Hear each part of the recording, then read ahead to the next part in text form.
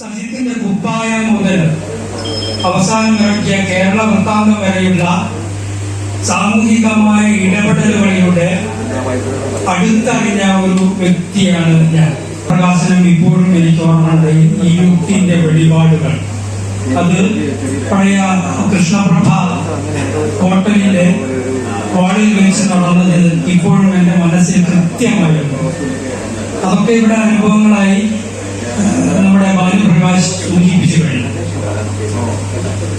ഇവിടെ അദ്ദേഹത്തിന്റെ നാടകങ്ങളുടെ ഒരു പ്രത്യേകത അല്ലെങ്കിൽ എഴുത്തിന്റെ ഒരു പ്രത്യേകത എനിക്ക് തോന്നിയിട്ടുള്ളത്, പലരും സൂചിപ്പിച്ച പോലെ തന്നെ സമ്മതിക്കുന്ന ഒരു സമീപനം പലപ്പോഴും അദ്ദേഹത്തിന്റെ കഥകളിലും അതുപോലെ തന്നെ നാടകങ്ങളിലും നമുക്ക് കണ്ടെത്താൻ പറ്റും. കഥകളിൽ തന്നെ ആദ്യത്തെ പുസ്തകമായ ഇരുട്ടിന്റെ വെളിപാടുകളിൽ എനിക്ക് ഏറ്റവും ഇഷ്ടപ്പെട്ട ഒരു കഥയുണ്ട്, സോഷ്യലിസം എന്ന പേര്. ഈ സോഷ്യലിസം എന്ന കഥ മുന്നോട്ട് വയ്ക്കുന്ന ആത്യന്തികമായ അതിന്റെ സന്ദേശം അല്ലെങ്കിൽ അതിന്റെ ഘടന എന്ന് പറയുന്നത്, അത് നമ്മുടെ സാധാരണ ജീവിതത്തെ കമ്പോളവൽക്കരിക്കപ്പെടുന്നതിന്റെ രൂക്ഷമായ വിമർശനത്തെയാണ് അദ്ദേഹം ആ കഥയിൽ ആവിഷ്കരിക്കുന്നത്. അതിശക്തമായി ഇടപെടുന്ന ഒരു സമീപനം ഈ കഥാകൃത്ത് മുൻപ് തന്നെ നമ്മുടെ മുന്നിൽ അവതരിപ്പിക്കപ്പെട്ട് കഴിഞ്ഞിട്ടുണ്ട്. അതിനുശേഷം അദ്ദേഹം നാടകത്തിലേക്ക് വരുമ്പോൾ നേരത്തെ ഇവിടെ സൂചിപ്പിച്ച പൊട്ടൻ, അതുപോലെ തന്നെ അതിനുശേഷം അദ്ദേഹം ഇവിടെ അവതരിപ്പിച്ച ഹൃദയത്തിന്റെ ഉടമ, പിന്നെ ഇദി അമീൻ, ഹിറ്റ്ലർ എന്നിവരുടെ ഹൃദയങ്ങൾ വിറ്റുപോകുന്നു. പക്ഷെ മഹാത്മാഗാന്ധിയുടെ ഹൃദയം മാത്രം വിറ്റുപോകുന്നില്ല. ആവശ്യക്കാരില്ലാത്ത ഒരു വരമതി. പക്ഷേ വേഷങ്ങളെല്ലാം അഴിച്ചു കഴിഞ്ഞാലാണ് ഗാന്ധിജിയാവാൻ നമുക്ക് പറ്റുന്നത്.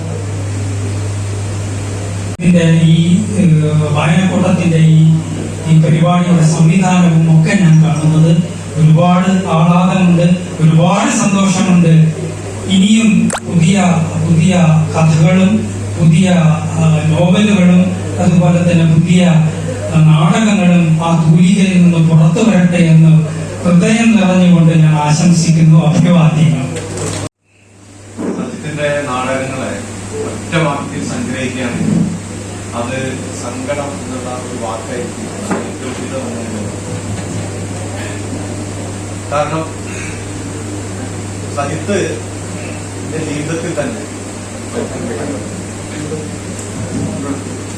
സജിത്തിന്റെ ജീവിതം നമ്മൾ എടുത്ത് നോക്കിക്കഴിഞ്ഞാൽ പരിശോധിക്കുകയാണെങ്കിൽ തന്നെ സജിത്ത് ആവിഷ്കരിക്കുന്ന മുതൽ നമ്മുടെ ഈ പിന്നെ ഉപഭോക്തൃ കാലഘട്ടത്തിന്റെ ഈ കാണാ കരാറുകളുടെ കാലഘട്ടത്തിൽ, മനുഷ്യന്റെ കടക്കെണികളുടെ കാലഘട്ടത്തിൽ ഒക്കെ ഇത്തരം വൈരുദ്ധ്യങ്ങളെ പ്രകാശിപ്പിച്ചുകൊണ്ടാണ് സജിത്ത് തന്റെ സങ്കടങ്ങളെ സമൂഹത്തിലേക്ക് ഉദ്ഗ്രഹിക്കുന്നത്. അങ്ങനെ വിജയിച്ച ഒരു വ്യക്തി എന്നുള്ള നിലയ്ക്കാണ് സജിത്തിന്റെ നാടകങ്ങളെ തിരിച്ചറിയപ്പെട്ടത്.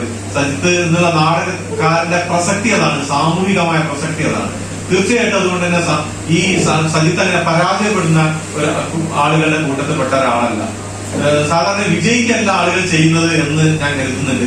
പലപ്പോഴും ആളുകൾ പരാജയപ്പെടാതിരിക്കുകയാണ് ചെയ്യുന്നത്. അപ്പോൾ അതുകൊണ്ട് ഒരിക്കലും തോൽപ്പിക്കാൻ നമുക്കാവില്ല സജിത്തിനെ. കാരണം സജിത്ത് അങ്ങനെ സജിത്തിന്റെ സർഗാത്മക പ്രവർത്തനം എടുത്ത് നമ്മൾ പരിശോധിച്ചാലും അറിയാം, സജിത്ത് നിങ്ങൾ ആരും പ്രസിദ്ധീകരിച്ചിട്ടില്ലെങ്കിൽ സ്വന്തം ടാബ്ലോയിഡ് ഇറക്കിക്കൊണ്ടായിരുന്നു ഈ സമൂഹത്തിലേക്ക് കടന്നു വരാൻ ശേഷിയുള്ള അത്തരം ആവിഷ്കാരങ്ങളിലൂടെ കടന്നു വന്നിട്ടുള്ള വ്യക്തിയാണ്.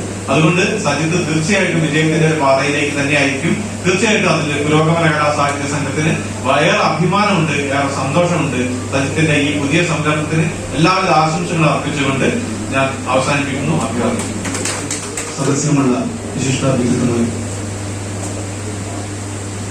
സജിത്തിന്റെ ഇന്നത്തെ ഈ നാടക പ്രകാശന കർമ്മം നടത്തിയിരുന്നു. സജിത്ത് രാമനാട്ടുകര മാനസായുടെ സാംസ്കാരിക വിഭാഗത്തിന്റെ സജീവ പ്രവർത്തനമാണ്. സജിത്തിന്റെ ഈ രസസമേതം അറിയിക്കുന്നത് തന്നെ അദ്ദേഹത്തിന്റെ ജീവിതത്തിലുണ്ടാകുന്ന പ്രയാസങ്ങളെ ഉദ്ധരിച്ചുകൊണ്ടാണ്. നമുക്കെല്ലാം പ്രിയങ്കരനായ സജിത്ത് കെ കൊടക്കാടിന്റെ പുസ്തക പ്രകാശനം ഇവിടെ ഭംഗിയായി നടന്നിരിക്കുകയാണ്. പ്രകാശനമൊക്കെ ഇതിനു വേണ്ടി ഒരുപാട് വിയപ്പൊഴുക്കുന്ന ആളുകളാണ്. അവർ സംസാരിച്ചപ്പോൾ ഇപ്പോൾ കർഷകർ ഒരുപാട് കാലം, ഒരു വർഷത്തോളം സമരം ചെയ്തത് നമ്മുടെ UP തെരഞ്ഞെടുപ്പ് വരുമ്പോൾ അതും നമ്മളോട് മറന്നുപോകും. ഈ മറവിക്കെതിരെയുള്ള ഏറ്റവും നല്ല മരുന്നാണ് നാടകം. അങ്ങനെയാണ് നാടകക്കാർ നിലനിൽക്കുന്നത്, നാടകം നിലനിൽക്കുന്നത്. ഒരു സമര മാർഗമായിട്ട്, സമരായുധമായിട്ടാണ് സമൂഹത്തിൽ നാടകം നിൽക്കുന്നത്. വ്യവസ്ഥിതിയോട് കലഹിക്കുന്ന ഏകകല നാടകമാണ്. പക്ഷേ സതീഷേട്ടൻ പറഞ്ഞ് അവസാനിപ്പിച്ചിടത്താണ് ഞാൻ ഇത് പറയുന്നത്. കാര്യം ഈ നാടകക്കാർക്ക് സമൂഹം എന്ത് തിരിച്ചു കൊടുത്തു എന്നുള്ള ഒരു വലിയ ചോദ്യവും. നാടകക്കാർ ഒരിക്കലും മരിച്ചതിന് ശേഷം ആഘോഷിക്കപ്പെടേണ്ട ആളുകളല്ല. അവർ ജീവിച്ചിരിക്കുമ്പോൾ അവർക്ക് കിട്ടേണ്ടതായ കാര്യങ്ങൾ, അവരുടെ ജീവിത സൗകര്യങ്ങൾ അവർക്ക് സമൂഹം തിരിച്ചു കൊടുക്കേണ്ടത്. ഈ സമൂഹത്തിന്റെ ഏറ്റവും വലിയ ഉന്നമനത്തിന് വേണ്ടി ഒരുപാട് വിയപ്പൊഴുകിയ നാടകക്കാർക്ക് ഈ സമൂഹം എന്ത് തിരിച്ചു കൊടുത്തു എന്നുള്ള ഒരു വലിയ ചോദ്യം ഇപ്പോഴും നിൽക്കുകയാണ്. അതുകൊണ്ടാണ് സതീഷേട്ടൻ അവസാനം വൈകാരികമായി പറയേണ്ടി വന്ന ഒരുപാട് കാര്യങ്ങൾ. ഞാൻ അതിനോട് ഒട്ടേറെ ഐക്യപ്പെടുന്ന ഒരാളാണ്. M. സുകുമാരന്റെ ഒരു കഥയെ ആസ്പദമാക്കി പറഞ്ഞു. അതിന്റെ കഥയുടെ അവസാനം പറയുന്നുണ്ട്, സഖാവ് അയ്യപ്പന്റെ ശവമാണ് പോയിട്ട് അവിടെ എഴുതി വെച്ചിരിക്കുന്ന ഒരു പൂവിതറിട്ട് പോലും എന്നെ നോവിക്കരുത് എന്ന് പറയുന്ന ഒരവസ്ഥയിലേക്ക് നാടകക്കാരനെ മാറ്റരുത് ഈ സമൂഹം എന്നാണ് പറയാനുള്ളത്. അതിന് നിങ്ങളും ഞാനും ഉത്തരവാദിയാണ്. സജിത്തിനെ പോലെയുള്ള ഒരുപാട് നാടകക്കാർ ആരറിയുന്നു അവരെ എന്ന് ചോദിച്ചാൽ ഒരു പ്രദേശം മാത്രം അറിയപ്പെടേണ്ട ആളുകളല്ല അവർ. ഒരുപാട് നാടകങ്ങൾ, സൈത്യന്റെ നാടകങ്ങളെ കുറിച്ച് നാടക പുസ്തകം ഞാൻ വായിച്ചിട്ടില്ല. പക്ഷേ ശ്രീനിവാസ് സാർ എഴുതിയ അവതാരിക ഇവിടെ ഇരുന്ന് കണ്ണോടിച്ചു പോയപ്പോൾ എനിക്ക് മനസ്സിലാവുന്നു ഒരുപാട് വേദികൾ കളിച്ച നാടകങ്ങൾ, ഒരുപാട് ആളുകൾ കണ്ട നാടകങ്ങൾ. സജിത്തിനെ നാം എന്ന് തിരിച്ചു കൊടുക്കും. തിരിച്ചു കൊടുക്കുക എന്ന് പറഞ്ഞാൽ ഒരു കെട്ട് നോട്ട് എന്നുള്ള അർത്ഥത്തിലല്ല. ഒരു സമൂഹം എന്താണ് ഒരു പ്രതിഭയ്ക്ക് നൽകേണ്ട കാര്യം, ഒരു സൊസൈറ്റി നൽകേണ്ട കാര്യം. എന്തുകൊണ്ട് നാടകത്തിന് മാത്രമായി ഒരു അക്കാദമി ഉണ്ടാകുന്നില്ല? നാടകക്കാരെ പ്രൊമോട്ട് ചെയ്യാൻ വേണ്ടി എന്തിനെ സംഗീത നാടക അക്കാദമി എന്ന് പറയുന്ന ഒരു അക്കാദമി? സംഗീതവും നാടകവും കൂട്ടിപ്പിടിച്ച് പോകേണ്ടതാണെന്ന് നമുക്കറിയാം. പക്ഷെ നാടകത്തിന് വേണ്ടി മാത്രമായി, നാടകക്കാരുടെ പ്രൊമോഷന് വേണ്ടി ഒരു അക്കാദമി രൂപീകരിക്കാൻ നാളെ ഇതുവരെ നമുക്ക് സാധിച്ചിട്ടില്ല. അത്തരത്തിലുള്ള ഒരുപാട് കാര്യങ്ങൾ നമുക്ക് സംസാരിക്കാനുണ്ട്. സമയക്കുറവ് കാരണം ഞാൻ നിർത്തുന്നു. സജിത്തിന് ഒരുപാട് ആശംസകൾ നേരുന്നു. തീർച്ചയായിട്ടും സജിത്തിന്റെ ഈ രണ്ടാമത്തെ പുസ്തകം, 22 വർഷത്തിന് ശേഷം ഇറക്കിയ ഈ രണ്ടാമത്തെ പുസ്തകം, ഇത് ഇനിയും ഒരുപാട് സജിത്തിന്റെ തൂലിക നേരത്തെ ശ്രീകുമാർ സാർ പറഞ്ഞതുപോലെ നിരത്ത് വയ്ക്കാൻ കഴിയാത്ത രീതിയിലുള്ള രചനകൾ ഉണ്ടാവട്ടെ. ഒരുപാട് സമരങ്ങൾ ഈ സജിത്തിന്റെ തൂലികയിലൂടെ പിറവിയെടുക്കട്ടെ. സജിത്തിനെ ഒരുപാട് ആഘോഷിക്കപ്പെടട്ടെ. സജിത്തിന് വന്നിട്ടുള്ള നഷ്ടങ്ങളിൽ നമുക്കറിയാം, ഇവിടെ സംസാരിച്ചു. അതിനോടൊക്കെ വളരെ ഹൃദയത്തോടുകൂടി ദുഃഖം രേഖപ്പെടുത്തിക്കൊണ്ട് ഇവിടെ ഈ നടന്ന ഈ പുസ്തക പ്രകാശനത്തിന് ശ്രീകുമാർ സാർ, ബാലപ്രകാശ് സാറിന് കൊടുത്ത ഈ പുസ്തകം കേരളത്തിലുള്ള എല്ലാ നാടക പ്രവർത്തകരുടെയും എല്ലാവരുടെയും വീടുകളിൽ എത്തട്ടെ എന്ന് ആത്മാർത്ഥമായി ആശംസിച്ചുകൊണ്ട് നാടകം കോഴിക്കോടിന് വേണ്ടി സ്നേഹം പങ്കുവെച്ചുകൊണ്ട് ഞാൻ അവസാനിക്കുന്നു.